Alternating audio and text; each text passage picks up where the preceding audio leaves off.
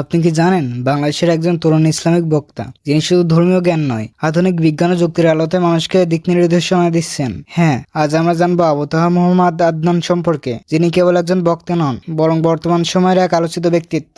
আবু তাহা আদনান রংপুর জেলার ছেলে। ছোটবেলা থেকেই মেধাবী ছিলেন। তিনি ঢাকা বিশ্ববিদ্যালয়ে দর্শন বিভাগে পড়াশোনা করেছেন। ধর্ম, বিজ্ঞান ও দর্শনের সমন্বয়ে তার চিন্তাভাবনা গড়ে ওঠে। তরুণদের কাছে তিনি জনপ্রিয় হয়ে ওঠেন তার সরল ভাষায় কুরআন ও হাদিস ব্যাখ্যার কারণে। আবু তাহার বক্তব্যের মূল দিক হলো কুরআন ও সহিহ হাদিসের ভিত্তিতে জীবন গড়ার আহ্বান, তাওহীদের বিশুদ্ধ শিক্ষা ছড়িয়ে দেওয়া, কুসংস্কার, বিদআত এবং ধর্মের নামে অপপ্রচার থেকে মুসলমানদের সচেতন করা। তিনি ইউটিউব ও সোশ্যাল মিডিয়ায় নিয়মিত লাইভ করেন এবং বিভিন্ন বিষয়ে ইসলামের দৃষ্টিভঙ্গি তুলে ধরেন। তার অনেক ভিডিওতে তিনি বিজ্ঞানের ব্যাখ্যার সঙ্গে ইসলামের মিল তুলে ধরেন, যা অনেক শিক্ষিত তরুণদের আকর্ষণ করে। 2021 সালের 10 জুন রাতে হঠাৎ নিখোঁজ হন আবু তাহা।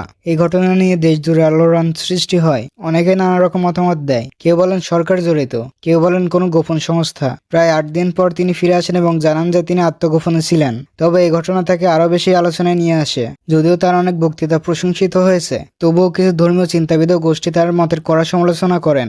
বিশেষ করে যারা সুফিবাদ বা তরিকত মানেন, তারা আবু তাহার চিন্তাধারার বিরোধিতা করেন। তবে এও সত্য, তার অনুসারীদের সংখ্যা দিন দিন বাড়ছে, বিশেষ করে শিক্ষিত তরুণদের মাঝে।